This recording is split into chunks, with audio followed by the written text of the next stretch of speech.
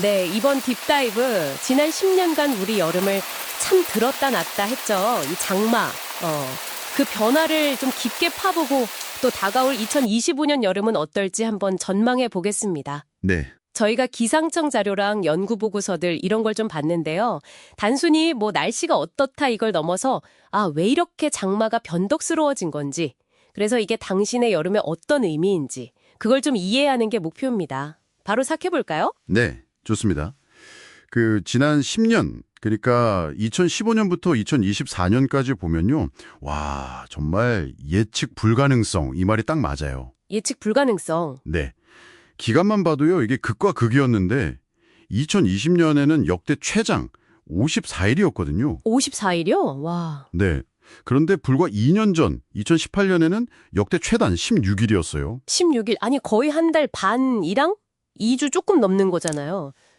이야, 그 차이가 어마어마하네요. 그렇죠. 평년이 한 31일, 32일 정도니까 뭐 엄청난 차이죠. 그럼 혹시 강수량도 막 그렇게 극단적이었나요? 아, 네, 맞습니다. 강수량도 그랬어요.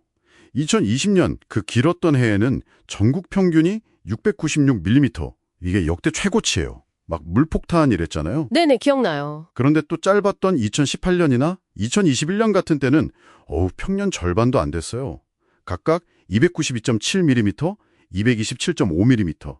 이때는 또 마른 장마라고 했었죠. 마른 장마 정말 용어도 막 바뀌네요.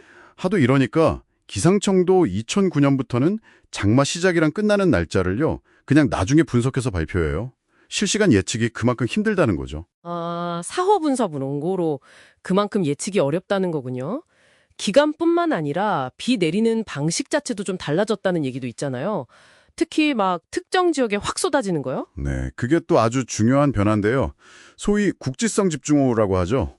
이게 전체 강수량은 뭐 평년 수준이거나 오히려 적었던 해에도 특정 지역에만 짧은 시간에 엄청나게 쏟아붓는 거예요. 아, 네. 예를 들면 2017년에는 중부지방에 시간당 30mm 이상 온 횟수가 제일 많았고요. 작년 2024년에는 무려 9군데에서 시간당 100mm 이상. 이건 뭐 극한강우죠. 100mm요, 시간당. 상상만 해도 좀 무서운데요? 네, 이런 것 때문에 도시 침수나 산사태 위험이 확 올라가는 겁니다. 이게 그냥 변덕이라고 하기엔 뭔가 좀 패턴이 보이는데 왜 이렇게 장마 성격 자체가 변했을까요? 원인이 뭘까요? 여러 가지가 있겠지만 역시 가장 주목받는 건 우리나라 주변 바다, 그 해수면 온도 상승입니다. 해수면 온도요? 네, 실제로 지난 10년간 꾸준히 올랐어요. 2024년에는 18.6도씨였는데 이게 최근 10년 평균보다 1.3도나 높은 거고 또 최근 10년 중에선 가장 높았습니다. 1.3도나 높았다고요?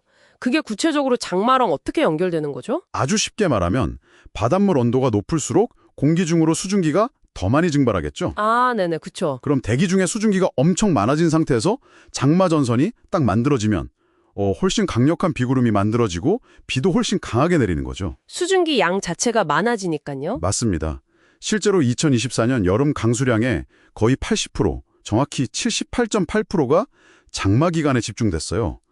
이게 1973년 관측 시작한 이후로 가장 높은 비율입니다. 와, 80%쯤 저때가 그 흔들 남짓에 다 쏟아졌다는 거네요. 그렇죠. 그만큼 해수면 온도 상승이 장마철 강수 집중도를 높이는 강력한 증거라고 볼 수 있는 거죠. 자, 그럼 이런 흐름 속에서 정말 궁금한데요. 내년 2025년 여름 장마는 어떨까요? 기상청에서는 어떻게 보고 있나요? 네, 기상청 공식 전망을 보면요. 일단 기온, 이건 평년보다 높을 확률이 60%예요.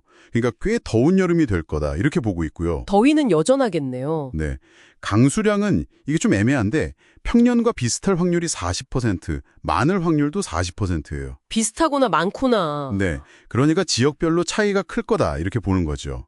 특히 6월 강수량이 평년보다 많을 가능성이 있다고 했고요.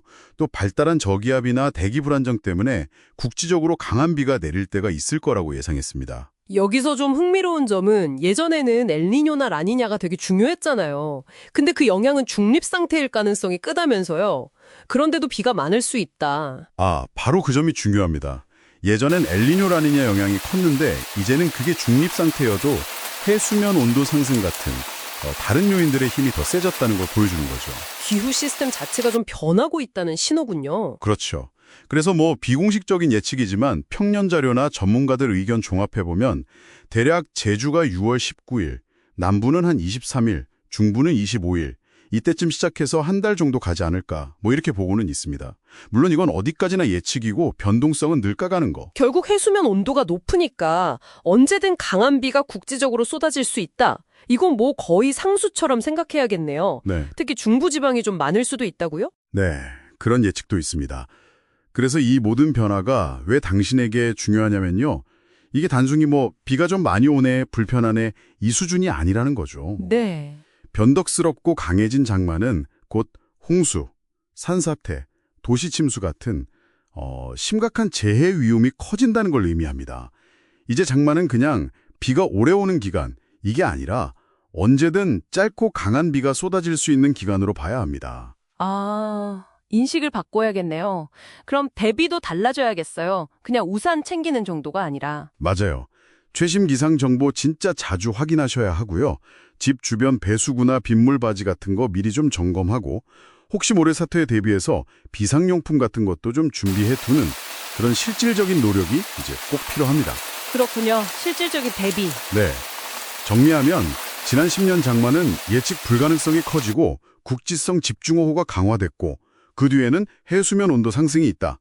2025년 여름도 아마 이런 경향 속에서 평년보다 덥고 또 국지적으로는 매우 강한 비가 내릴 가능성이 있다. 이렇게 요약할 수 있겠습니다. 네, 잘 알겠습니다. 마지막으로 이런 질문을 한번 던져보고 싶어요. 2024년처럼 여름 강수량의 대부분이 점점 더 짧아지는 그 장마 기간에 막 집중된다면요. 그럼 장마 끝나고 나서 다른 계절의 물 관리는 어떻게 될까요? 이게 어쩌면 우리는 물폭탄 장마를 겪고 그 외 계절에는 또 가뭄을 걱정해야 하는 그런 이중고에 더 자주 부딪히게 되는 건 아닐까.